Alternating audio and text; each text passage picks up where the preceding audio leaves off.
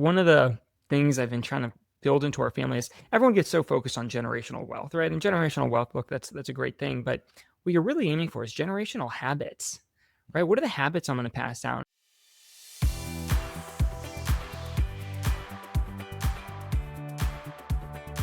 Welcome to Gap to Gig, the show for dads navigating the in-between season when work, identity, and priorities start asking different questions. Here we talk about what that season looks like and how to move through it with intention. I'm your host, Michael Jacobs, and my guest today is Jason VanDevere.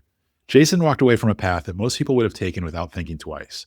He had the opportunity to step into his family's successful auto dealership business, but instead chose to build something on his own from the ground up. Since then, he's built a $1 million product business around a planner he created, grown a real estate portfolio, and became a dad of soon-to-be 4 kids. But what stood out to me isn't just what he's built. It's how he talks about fatherhood shaping the way he works and the way he thinks about success. Jason, I'm really glad you're here. Welcome to Gap to Gig. Thanks for joining me. Yeah, thanks for having me. I'm looking forward to this today. Likewise. So I want to start back at that decision point because I think a lot of dads listening have felt some version of that tension, even if it looked different on the surface. Can you take me back to that moment you decided to walk away from your family's business? What was going through your head at the time? There was a lot going through my head. So to give your audience here the background context for this, my dad's a car dealer here in Akron, Ohio. So if you ever come to Akron, Ohio, you'll see our last name all over. VanDevere Kia, VanDevere Cadillac, VanDevere Chevy. They've got 5 dealerships. So I was basically in line to inherit this portfolio of dealerships. And I was working there, learning the business, and I didn't enjoy it, which sounds like such a small thing, but I felt so frustrated showing up to work every day. I was good at it. It aligns naturally with my skill set, but every day I was just trying to reconvince myself on why I was doing it. And it's like if my family didn't have that business, I never would have chosen to work there, or I would have just left because I wasn't enjoying it. And I think what made that so clear to me when I was working there was seeing how much my own dad enjoyed it.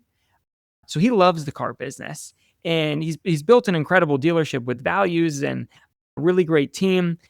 I'm not trying to be negative on his dealership at all because I didn't enjoy it. But if you show up at one of the dealerships and you see him there, you'll just be able to tell he loves it, right? Like you'll hear him if he's at that store because he's loud, he's excited. And growing up and working there, I always looked at that and knew that's what I want.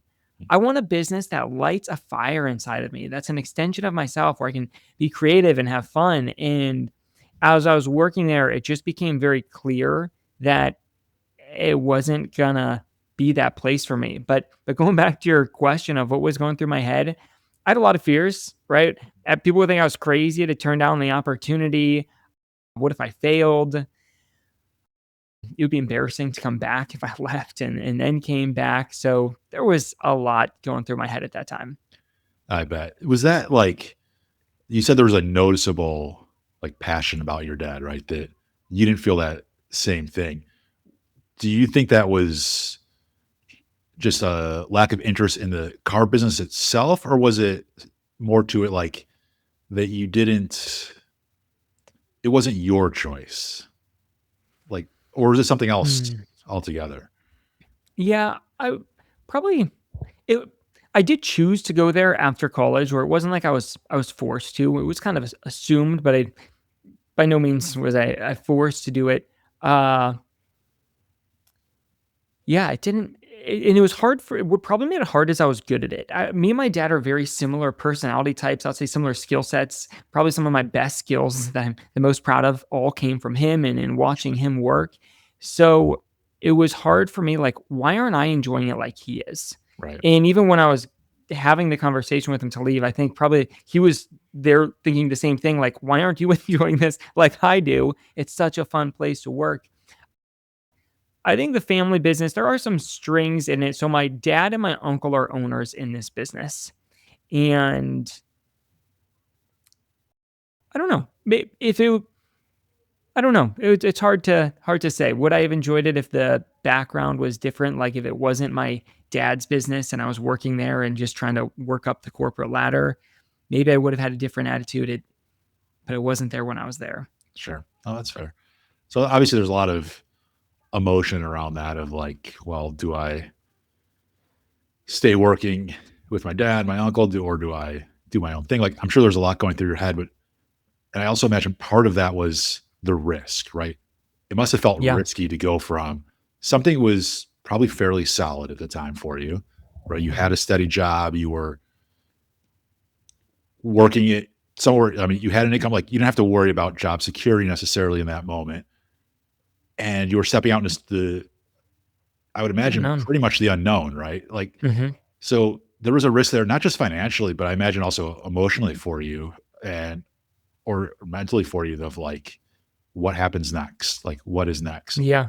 What did that feel like, you know, both, as you were in that moment and thinking about like how you want to build your family going forward, Mhm. like as a dad, potential dad. Yeah, I think the idea of leaving, there was a risk of what if I fail, but it seemed so freeing because I was on a very I was on a path to become a car dealer, which is great, and it would probably take me about 10 years to learn all of the departments and work my way till ownership, but, I didn't have control when I was there. I could be working in a department, putting in everything I had to learn it, and tomorrow my dad would say, "Hey, somebody left, you're gonna switch, and now you're gonna go work in this department, or you're gonna go manage this," and, that level of control I didn't like how Sure. somebody else could control my schedule that much, and it was a long road of that. And I feel like for me, growing the lifestyle I wanted for my family, the car dealership would offer that freedom, and it would take 10 years, and which in the scheme of your career is very short. But it was I just wanted to start building something now, at that time now, and that would provide me that freedom sooner. I still work a lot of hours now that I do have kids, but I do have the flexibility. If I wanna stop, I can. I can choose my own hours. I don't have to ask for somebody else's permission. I'm building an asset similar to the dealership that I can pass down to my kids, but I think I wanted to prove to myself, but more importantly to other people, whether it's my own kids or other people in my group, that you can become successful in whatever you want. Like, other people looked at me and always would tell me like, "Oh, well, Jason, you're bound to be successful, right? Because your dad's a car dealer." And that's great. But I want them to realize, look, what makes you successful isn't that you just got lucky and had a car dealer as your dad. It's that you had the courage to go out and pursue something. Yeah. And I wanted to prove that to myself. I wanted to be able to prove that to my future family, to others. Hey, if you got a dream and you're willing to put in the work to make it happen, you can do it. I had the golden ticket and I walked away from it. Right. And then now we're at the same place. Yeah. Right. Yeah. I think that's like, to me, I'm an entrepreneur myself. I've had my own business for 20 something years now. And yes, it gives me a sense of control, right? Like I Hmm. choose the direction the business goes in, but I have to put in the effort to make it work, right? Like I have Hmm. to, like you said, you can't, or you can choose your own hours, but you can't necessarily neglect the business either, right? Like you have Hmm. to, it's a commitment, whether, you work for somebody else, work for yourself. But at the end of the day, the difference here is that you are the end of the line, right? Yeah. Right. But being the end of the line, yes, it comes with a lot of responsibility, but it also comes with a lot of other potential benefits if it's the right fit for you, right? Like It it does is. allow you that flexibility. It does allow you some creative control, not just in Hmm. your schedule, but in like how the business is run, how the business is designed, how you market the business, right? Because you are the end of the line, you get to make some of those decisions or have the last call on those decisions. And you could bring in other Hmm. people to help you with that, of course, right? Yeah. But there is this sense of like accomplishment that you can go after that's a little bit different than if you're working for somebody else. And entrepreneurship is not for everybody. I've seen Yeah. it, right? Like there are people that are just like, oh yeah, I'm going to start my own business. It'll be so easy. Like I can just go do this thing. It's like, but then they get into it like, oh, this is terrible. Like I don't want that responsibility. I don't want to be thinking about this at 2 a.m. or when I'm with my Hmm. family on vacation. I don't want to be thinking about this call I need to make for work, right? Or this email I need to Yeah. respond to while, I'm doing whatever. Like I'm riding elephants in India, but I need to respond to an email right now. That's not for everybody, right? Hmm. But It is. on the flip side of that, again, it can be very rewarding. It can Hmm. give you this sense of purpose if you find the right business for yourself, which it sounds like you've done the same, right? And it also then allows you to demonstrate for your kids what's possible, Hmm. right? And Yeah. Like you said that your kids have actually made you a better entrepreneur. Oh, And yeah. that's not how I think a lot of people tend to frame it, right? I don't Mhm. think a lot of entrepreneurs be like, "Oh yeah, my kids make me better entrepreneurs." Yeah, maybe they motivate you to work harder, but I'm curious, like, what changed for you after becoming a dad? Yeah, so when I started my business, I didn't have kids, right? So, my life basically became working on my business, which at the time, maybe that's what I needed to do to get it going, but, I was working all the time. Then when I did met my wife, that wasn't an option as we're dating, but when we had kids specifically, it's like I needed to have boundaries of here are my office hours. Here's how much money we need. My wife quit her job right away when we had our first child. And it's like, okay, I have to earn X amount of dollars. And now we have a schedule of here's how many hours I'm allowed to work each day. And that constraint has forced me to get more productive, to be better with my time because when I was single, I had the luxury. I could work around the clock. I could stay up till 3 a.m. working on maybe they're high payoff activities, maybe they're not. I could try 20 different things and give up on 19 of them and whatever. But now it's like I don't have that luxury. Now it's I only have this many hours. I have to be productive with them. I have to make a decision. This is what I'm going to do. I have to execute it. And I think for me, that has made me so much more successful. And before kind of another level to this, before I had kids, all of my work, all of my drive was coming from a very selfish place of an ego, right? I wanted to prove I could. I wanted to show my worth. And when you have a wife and kids that you need to support, all of a sudden there's an actual purpose behind all of your goals. I'm not doing this for me just to show how great I am because the need to prove yourself, maybe it'll drive you into action, but it did not lead me to the most sufficient action. It was for wife and kids, it's I have to do this. This is a driving force that's much greater to allow me to push myself to activities that push my comfort zone. Yeah, I you put that so well of this purpose, right? Mhm. As dads, we feel we have this purpose when our kids come into the world. We feel we have this purpose when we find that right partner, that right spouse, right? But there is definitely a shift. I was the same Yeah. way. Like when I first started my business, I was working around the clock because what else did I have to do? Right. And to me, it Mhm. was like, this is it. That is my business is my responsibility. Yeah. But it becomes a lot more personal when you build a family. Like Yeah. you said, right? Like now you have to choose how are you going to spend your time? Like the calculus totally changes, right? Because Mhm. now you need to be there to support your spouse as you're raising your kid. If you're fortunate enough to have a spouse while you're raising your kids, right? Or if you're on your own, it's like, okay, now it's my parenting time, I need to be there for my kids. I need to show up for them, but I also need to earn a living too.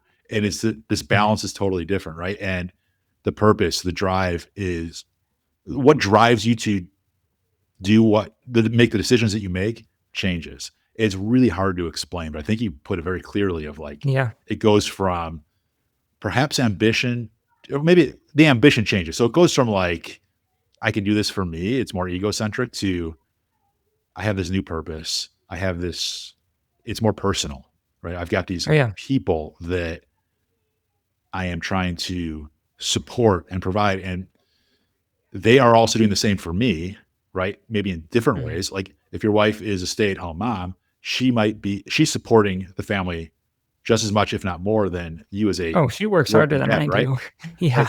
Like, but you're Yeah. supporting in different ways, and you both Right. need each other to do that. But your purpose for running your business is much more personal when you Yeah. partner up when you have those kids. And I just love how you put that. Yeah.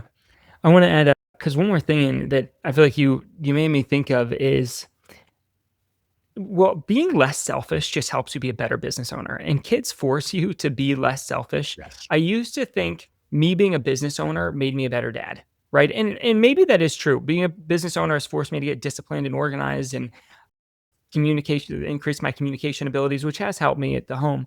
But I feel like being a dad, it gives me the skill sets to be a better business owner. It's like when you're a dad, you you keep just giving to your kids. You give and you give and you give to them when you're exhausted and you feel like you've given everything and it's the middle of the night and you have a big day the next day. If they're crying, I'm going to get up and I'm going to go help them, right? Like you just keep giving.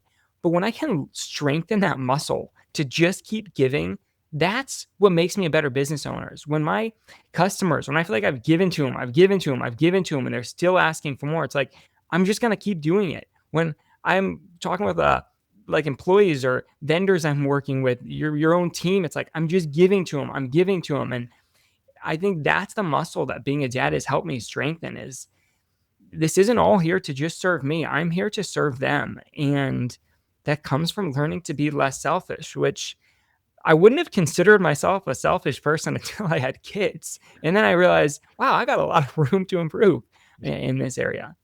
Yeah. Kids will set you straight real fast. Right. Yeah. So if we flip this narrative around, what is something that you maybe believed about success before you had kids that you kind of had to unlearn? Right? Because you learned that you need to be there's no kind of limit to your giving, right?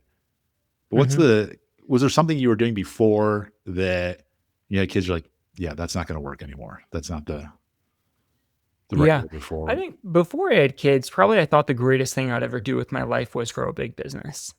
And if I grew the business, that would just make everything else in my life fall into line. When you have kids, and it became very clear the greatest thing I'll ever do with my life is be the father to my kids. And that it just rightly ordered things. That's the dominating factor. That is the greatest thing I'll ever do with my life. And it might not even affect my life. It's what I'm doing. If I can be a good dad to my kid, then they can be a hopefully they can have kids, and it's just gonna it's not about me anymore. Such a smaller part. So that was probably the biggest shift. And just to like tie this back, and I realized this more after having kids to the dealership. So my great grandpa started that business, and he had this big success story. He came from nothing, ran away as a kid, and whatever. He started bought multiple car dealerships and became successful. But because my great grandpa did that, it's completely changed the trajectory of my family's legacy for generations now. I mean, my dad and uncle have it. My uncle he has 8 kids who are planning on going into the business. So not all of them. 6 of them are planning on going into the business. My dad has 6 kids, so we all almost equally had a lot of kids going into the dealership. So again, lots of layers to a family business. But because my grandpa went out and pursued his dream, it changed his son's life, my dad's life, my life, even my son's life has been changed because my grandpa went out and pursued his dream. And now it's like me starting my business, I'm not just doing this for me. I'm doing this for hopefully my grandkids are going to be affected by me going out and building something that maybe that I'll pass down my real estate portfolio. My great grandkids will be managing it one day. So it just helped put things in perspective. It's not about me. Never was. I love that. You, I couldn't nod any harder or my head would fall off. Like I am in total agreement with everything you said. It's the same experience to me. Like you said, it reorders things for you, right? When you have Mhm, kids. And I too thought like my greatest purpose in life was to build the biggest, most successful company that I could. And I quickly realized once I had kids, that wasn't the purpose, right? Like it mhm, is to me, my purpose, my meaning in life is to raise a family that will continue to give, they are happy and healthy, and that they promote that to those they are closest with. So their kids, their friends, their inner circle, like we just keep perpetuating this level of happiness and satisfaction and good health. To me, that is what I work towards. That is what I look mhm, forward to. And so that is what kind of helps me make those decisions of, is it work or family time? Like what makes the most sense in that moment? What is going to be best for those I care about most? Right. And I think mhm, it took me a long time to get there. And without kids, I'm not sure I ever would have gotten there. Right. But having these legacies that you can pass on, your legacy can be a lot of different things, right?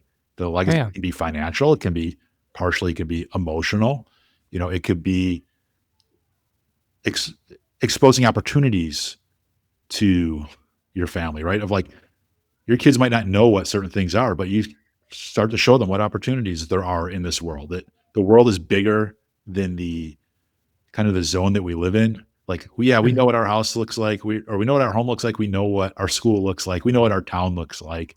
Maybe we visited a couple other towns, but there's a whole world out there of different opportunities. People that are solving different problems, people that are pursuing different dreams, things that we would never even know about or consider, right? And for us, it's like, yes, I'm in a very fortunate position that I can think about my legacy being of happiness and health and things like that. But there's probably fathers out there that their legacy is putting clean water in their family for the next, multiple Yeah. generations, or having more structure or education provided to them so that their kids can then build the next set so they can Mhm. start to, pursue bigger and broader dreams. Yeah.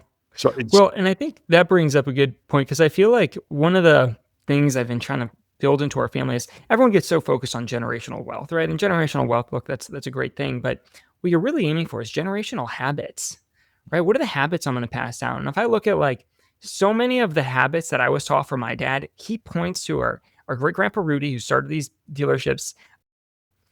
It's like they still reference this guy all the time. I never even met him. And it's like, well, Rudy said to do this and Rudy said to do that. But it was really good foundational habits of this is how you live a disciplined life. This is how you work really hard.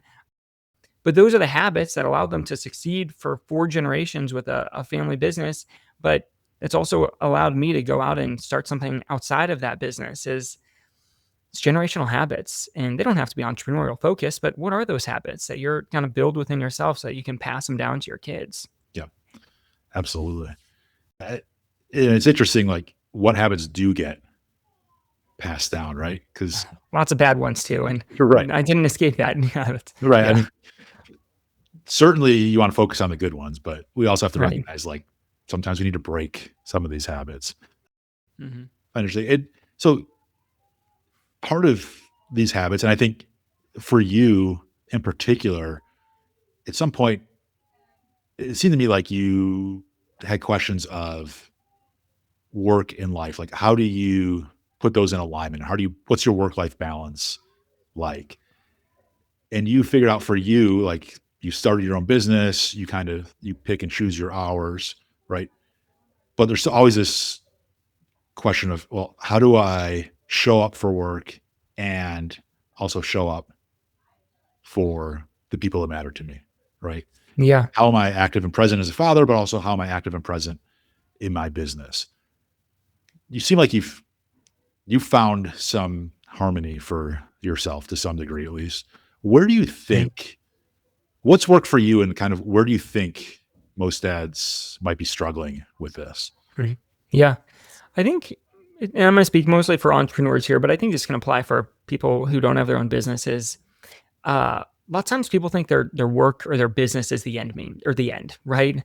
Yeah, that's the end, and they build out their goals towards that. And when really our business should be the means, not the end, right? The lifestyle we want should be the end. And where this all started is I mapped out this is the lifestyle I want. Here's how many hours a week I want to work. Here's the type of money I want to make. Here's the freedoms I want this business to give me, the type of connections I want it to make. And then once I map that out, then I can make the business that'll be the means to fulfill that.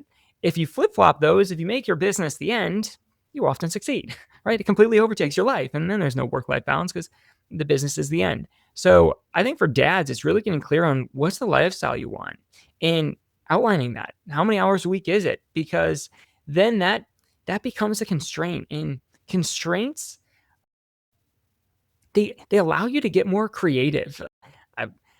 I, when I'm working with my coaching clients, I talk a lot about how structure equals freedom. Like when you have structure, it gives you the ability to have freedom. And maybe that can be a long side tangent, but it's given me clarity when I'm growing my businesses.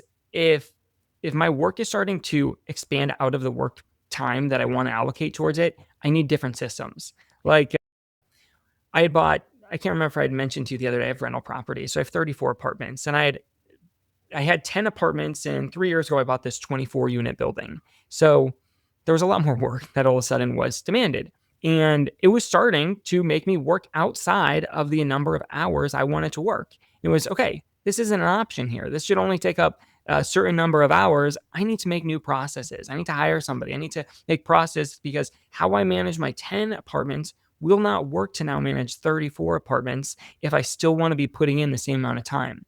Now, if I didn't have that clear picture of here's the lifestyle I want, I'd probably be on a call with one of my tenants right now. And so it's creating that, keeping that as the end destination, and then I think it makes it more of a fun game. It's constraints to get creative and master. Yeah, it's really interesting. You flip the lens on the question of work-life balance of, you know, you are essentially putting limits on both sides of the equation. I'm only going to put, or how many hours am I willing to put into this business?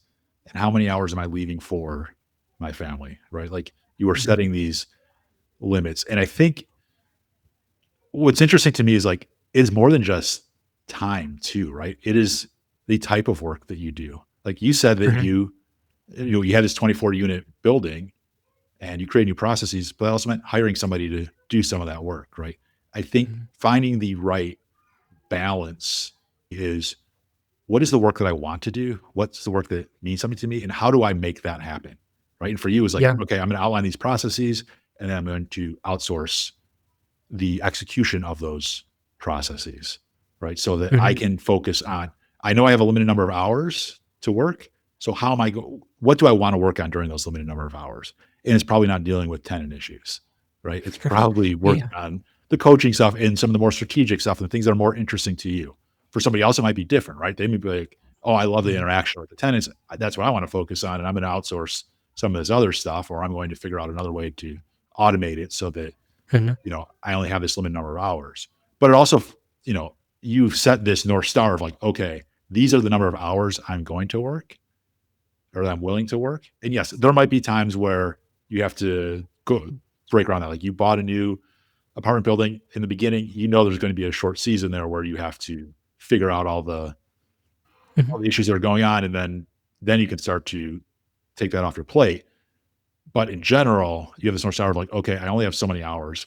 How am I going to spend them? Right. Yeah.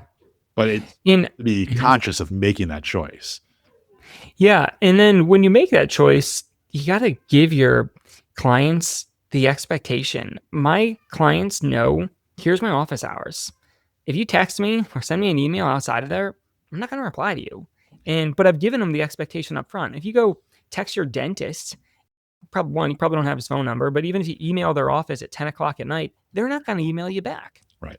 Right? Like, and even my tenants, now my employee carries the company phone, but it's like from the beginning, I told them, here's our office hours. We tell this to our tenants from 10 to 4 p.m. Don't call us outside of there. We won't answer. There's a different number they can call for an emergency, right? We're not negligent. But if I give them the expectation up front, then it doesn't create a disconnect with your clients. And as a business owner, I think that's really important, because if you don't give them the expectation, your clients are going to call you at 9 o'clock at night and they're going to expect a response because you didn't give them the expectation. Like, I'm not open then. That's a great point of setting those expectations. Are there other habits that or systems you use that kind of make such a big difference to how you show up, not just at work, but at home, that allows you to show up at home? Yeah, I think what's helped me is I have everyone's familiar with like morning routine and evening routine.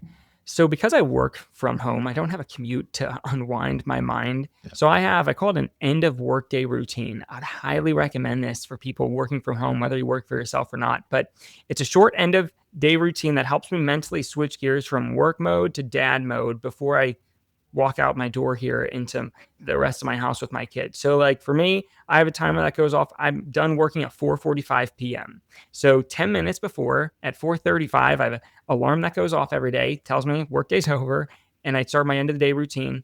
For me, that means I journal on the day. I write out a plan for tomorrow. So that way I don't have tasks on my mind like, oh, I still have to get this done. It's like, no, no, no.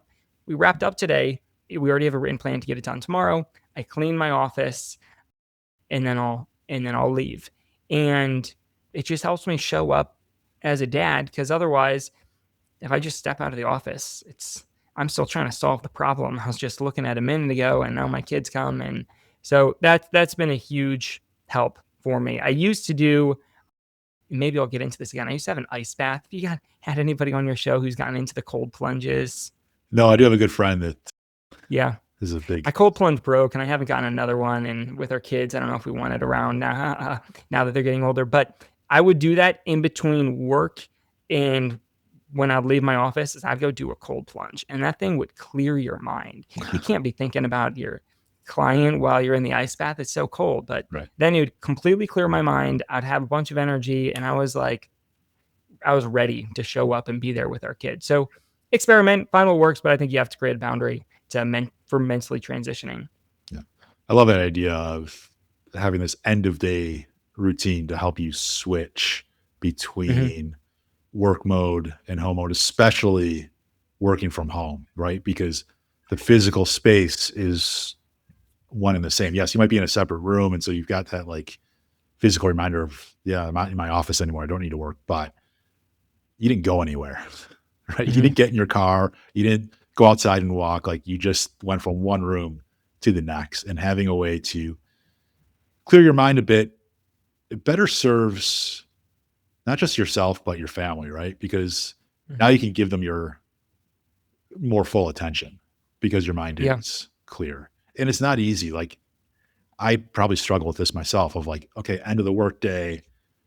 Now it's time to, you know, leave my office, which is in my house, and go into another room and catch up with the family and start dinner and take kids to their activities, whatever it may be.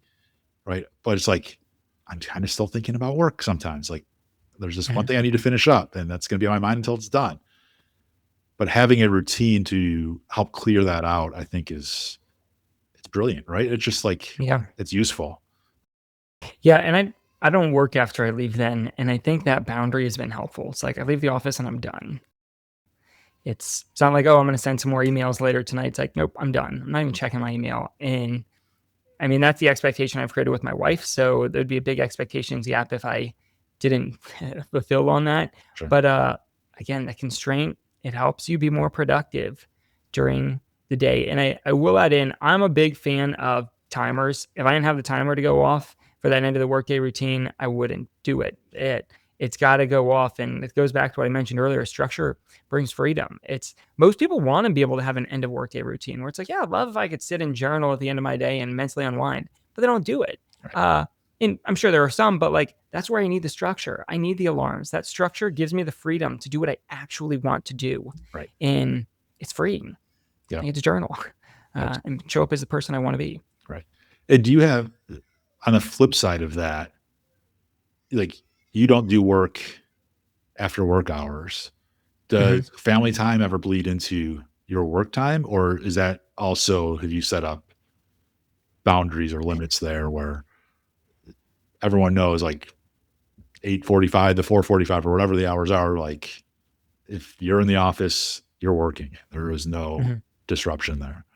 Yeah, the kids don't come in. My wife doesn't come in. I mean, she's allowed to knock on our door, but they know this is not the place for them.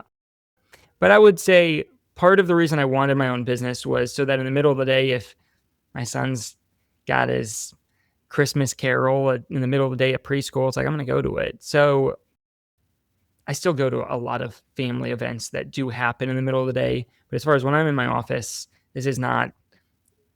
Uh, yeah, there's a good boundary there. They do not come in here, but I still have the freedom to rearrange my schedule. Yeah, absolutely. So you, looking back at our conversation in its entirety and kind of your journey, like you figured out for yourself that you wanted a new path, right? Like Mhm. selling cars was not your thing. It just Mhm. wasn't you, right? And so you were like, I want to do something different. If someone else was exploring or testing a new path without kind of blowing up their current responsibilities, how would you suggest they go about that? Yeah, so I'm gonna give 2 steps here for them. So, I think the first step to get clarity on what you wanna do with your life is you gotta start to dream. I'm gonna explain what I mean by dream, but I dream every single day. It's something built into my schedule. I go into my basement, I put on my headphones, listen to music that gets me excited, and I just pace around and dream about the life that I want. And And what I mean by dreams, and you'll see why this connects, is I want to compare dreams to goals really quick so people understand the context here. Everyone's probably familiar with the concept of goals, right? When you set a goal, there's the whole SMART goals. It's something specific, measurable. It's something you actually plan on doing. Yeah. When you're dreaming, you're simply asking your heart, what would I love to do? What would I love to experience? And you dream without limits. There's things you may or may not actually do. You might dream of owning your first house. You might dream of owning a house in every single state.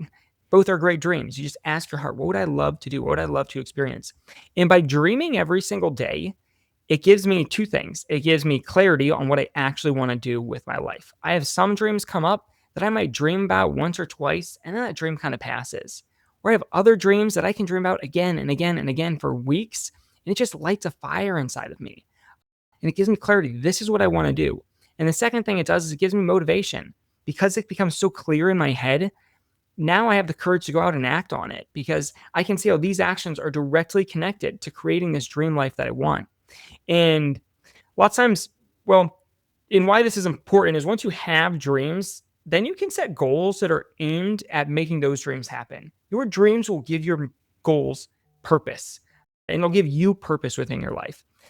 However, you can still set goals without dreams, but then they're not aiming at anything. They have no meaning because a problem with goals is you can set a goal to do anything you want, Yep. right? You could set a goal today to write a pop-up book about penguins, and you could just go do it and make a plan and execute it. But if that's not aimed at a dream of yours, I'll tell you, Michael, that's a complete waste of time.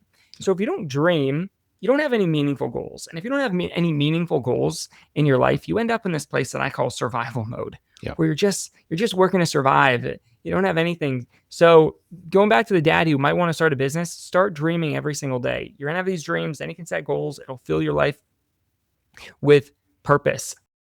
It'll get you clear on what you actually want to do with your life. Now, the second part of this question is once you start to clarify what you want to do with your life or the business idea or career, go find someone who's already done it and ask them how they did it.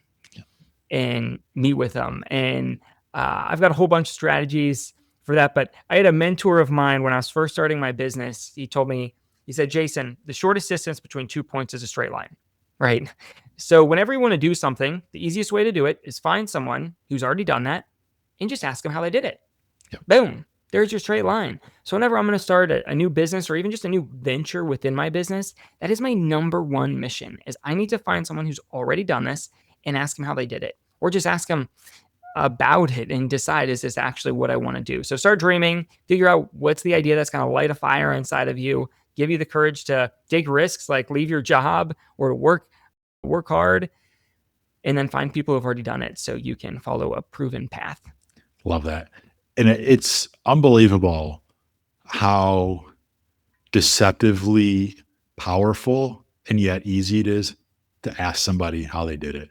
People love talking about themselves, Oh, yeah. right? So it's just like, if you have this idea and you want to pursue it, you find someone that's done something similar, you ask them, more than likely, way more than likely, they're willing to talk about it. Mhm. And what I found is like, not the challenge is getting them to stop talking about it, right? They will just Yeah. tell you so much because that's what they're excited about. That's what they're interested in because that's what they do every day. And Mhm. they will tell you and tell you and tell you. And the harder part is like, how do you focus them, right? Ask the right Mhm. questions, right? But it's really as simple as reaching out because the worst that happens is that they say no, right? Yeah. Yeah. You didn't have a meeting scheduled with them before. You don't have one now. Right. No, I'm done. Exactly. They say no or they ghost you. That is it. Mm-hmm. Does that feel good? Maybe not. But so what? There's many more people that have done other interesting, exciting things that may be related to what you're doing that you can learn from. So that's a great idea. I Mm-hmm. love that. So last question before we get into the speed round. If someone is listening right now and wants to take one small step this week just to get started, right? Of like, I want to figure out what's next for me. I want to figure out a better way to align my work with my life at home by doing something meaningful. What would you suggest they do? One small step they could take. Start dreaming every single day. Set a timer for 10 minutes and dream without limits. It's like when I'm working with people, they're trying to figure out, what do I want to do with my life, right? And that's a good question to ask. And I'll always ask them, what do you dream of doing? And very often people will have a dream that they share with me, but also often people will say, I don't know. And I'll ask them, how often do you dream? Never. All right, there's your problem, right? Once you dream, then you can have meaningful goals and it gives you purpose. If you don't dream, you don't have meaningful goals, you end up in survival mode. So dream every single day. And that doesn't have to be necessarily a business idea. It could be. You could dream about a whole bunch of different business ideas, start writing them down. But otherwise, going back to what we talked about earlier, I want you to dream about the lifestyle that you want. Yep. How much you want to be working, what freedoms you want to have. Do you want to work from home? Do you want to work from an office? Just start to clarify the lifestyle. Yeah. Yeah. I love that. I think to me, what's most interesting about what you just said is about the lifestyle of dream about your lifestyle. It's how you want to spend your time, right? He didn't say Mhm. like, what size house do I want? Or what kind of yacht do I want to Yeah. ride? Right. It's like, what do you want for yourself? Like, how do you want to spend your time? Mhm. You probably want some intellectual challenges. Maybe that's what work brings you. And you probably want some personal time of like doing things with those that you care about most, your family, your friends. Like, how do you kind of find the right balance between those? So I love that Yeah. idea. And that's good because if all they dream about is making more money, I tell them they don't actually know what they want to do with their life yet. Yeah. That's like the cop out, where if you don't have clarity on what you want to do with your life, you think, I just need to make more money. It's like, look, I have nothing against you making more money, but it's like, what do you actually want to do? Right. Right? After you already have all the money, Right. what would you go do? Right. And all right, now you're getting clarity on this is what's going to light a fire inside of you. Yep. I agree. All right. From the stuff made of dreams to the stuff that you might be thinking about for a long time afterwards. Let's go into our speed round. 5 quick questions. First one, what's the first kids show theme song that comes to mind? Barney. Barney. Okay. Sure. Classic. What was your very first job? So cleaning cars at my dad's dealership. Makes sense. Makes sense. Yeah. Would you rather spend 24 hours with a toddler-sized T-Rex or a T-Rex-sized toddler? Toddler-sized T-Rex. Why is that? I don't even need to experience a T-Rex. I feel like a kid would actually kill me. A toddler-sized T-Rex, hopefully, it would be manageable to put in a cage or on a leash. But yeah, Fair enough. Fair enough. What's your go-to karaoke song or the one you would sing if you needed to? me and my wife did the last time we did karaoke, the song from Lion King. When I was in college, it would be Stacy's Mom. Kind of embarrassed to say that, but Fair enough. Fair enough. Fountains of Wayne, right? Or yeah. yeah. What's the weirdest thing you've ever carried around in your bag, briefcase, or pockets? That I always carried around. Probably candy. When I was in college, I had a bad habit of eating tons of candy. I would basically never leave the house without candy in my pocket. Terrible habit. Don't get into it. Any particular favorites? Skittles. Skittles. Okay. I would have a bag of yeah, or just fill up my pocket of my dress shirt with Skittles. I mean, I could be at a wedding and I'd have Skittles with me. I don't know. Always prepared. Always prepared. Yep. Well, Jason, before we wrap up, I want to give you the floor to point people to anything you're working on or anything that could help them take that next step. Where should people go and what should they check out? Yeah. So my business is called Goal Crazy. So I have these planners that help people clarify what they want to do with their life and then make a plan to accomplish it. And then so they can find that at goalcrazy.com or on Amazon. They can check out my planner if they search Goal Crazy. But I wrote a book. It's called Dream Driven, the step-by-step process to discover your perfect business idea and launch it this year. And if guys are really curious about starting a business like that, check out that book. It's on Amazon. You can get to it on my site, goalcrazy.com, but it'll be a good resource. I did put together something free because of this chat. I have a free PDF that it's my idea to profit blueprint. If someone's really curious on how to map this out to have a business plan, if they go to goalcrazy.com/blueprint, they can download a free PDF that'll take them through some exercises that'll help them start with clarifying their dream lifestyle. What's the business that'll do it? How am I going to validate it? And how I'm going to launch it. So that's goalcrazy.com/blueprint. Love that. Thank you so much, Jason. I'll put all those links in the show notes. Make sure to check out that book, Dream Driven. I think a lot of dads are going to see themselves in a lot of parts of your journey, especially that tension between building something, continuing to build something, and being present at home. Mhm. And I appreciate the practicality of how you accomplish that, right? And you do it from a sense of purpose, like that. Clearly, I think that is like the word of the day, right? Of like, why are we doing these things? If we're just doing it to make money, that's really not why we're doing it. We're doing it for something Mhm. bigger than that. We're doing it for others. And it's just so relevant in today's day and age. So, Jason, thank you again for being here. I really appreciate it. And finally, before you go, if you're a dad listening to this and you find yourself in between navigating a season that feels different, head to gap2gig.com and subscribe to the Gap to Gig newsletter. It comes out every Friday, and it's a quieter space to reflect on work, life, and what really matters right now. And if this conversation resonated, please consider sending it to another dad who might need to hear it. Until next time, I'm Michael Jacobs. Thanks for showing up and listening to Gap to Gig.